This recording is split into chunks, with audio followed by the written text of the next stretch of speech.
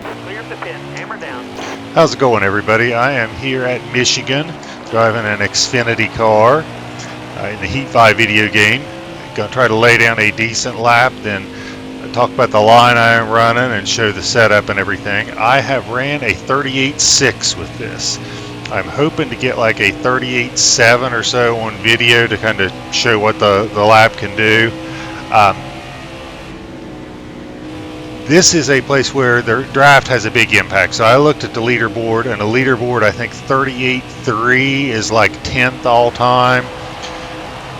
So to be about 3/10 off of that at a place where the draft has a pretty big impact. This is a 2-mile track, so it's pretty big impact of the draft here. I will definitely take that and feel pretty good about that. Let's see if I can get something decent on video here. Felt good about going through 1 and 2. For a track that is so big and you have to be off the throttle so little, it seems like it is harder than you would expect to get consistently good corner entries and good lap times here at Michigan. It seems like my lap times vary way more than I think they should. That was a 38.754. That's within a 10th of my all-time, so I will be happy with that. I'm going to slow it down here, talk about the line I am running and everything. Car low now. You're really not out of the throttle very much at Michigan. When I am out of the throttle, I'm not completely out. I'm lifting to maybe where I'm a third to half. I try to go high and dive down, so I'm probably at or above the suggested line. Then about, I don't know, a third of the way into the corner, I lift a little bit. Like I said, down to probably half throttle, maybe a third throttle, to let the car settle. Then I get right back in the throttle, and I am just mashing the gas.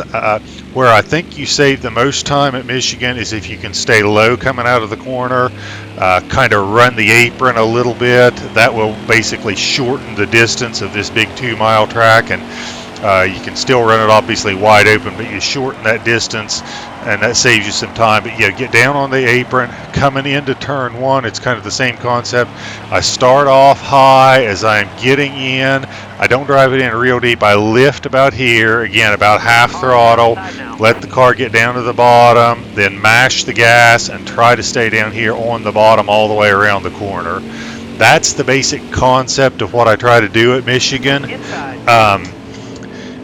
It's you know, there's not a lot to it, but just not over driving the corner. You can drive in way deeper than what I am showing you, but a lot of times what you gain on entry you lose on exit, and you lose more on exit than you gain on entry. So I don't like to drive it in real deep here.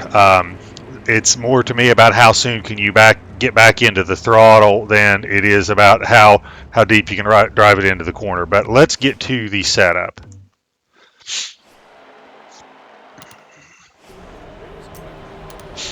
So in this setup, I went with a little bit higher front weight and wedge. I'm starting to do that more and more with these 1.5 and 2-mile tracks.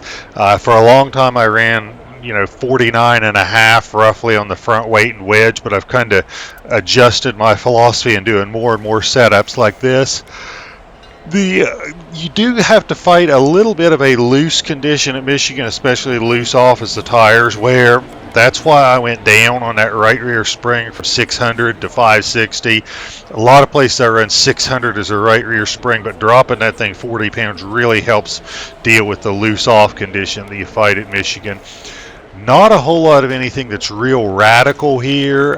The grill tape is up really high. 55% is really high for an Xfinity car, but you've got so much speed on the straightaways that you can still get enough air into the engine to cool it. Not a lot of anything else. Everything else is pretty standard, I think, or pretty typical.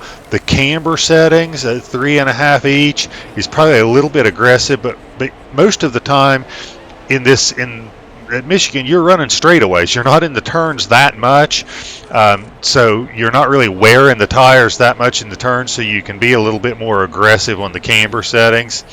So that's about all I have to say about Michigan. Hope you guys enjoy this setup. Hope it works well for you. Sorry, it's late at night. I'm yawning. I do want to say a big thank you to everybody. I just cracked the 1,000 subscriber mark, which is a huge deal to me. So I want to take this an opportunity to thank everybody. Means a great deal to me. Never thought when I started doing this just for fun that there'd be 1,000 people who'd subscribe to my channel. But thank you guys a bunch. I really appreciate it. Let's keep it going. Hope you like this video.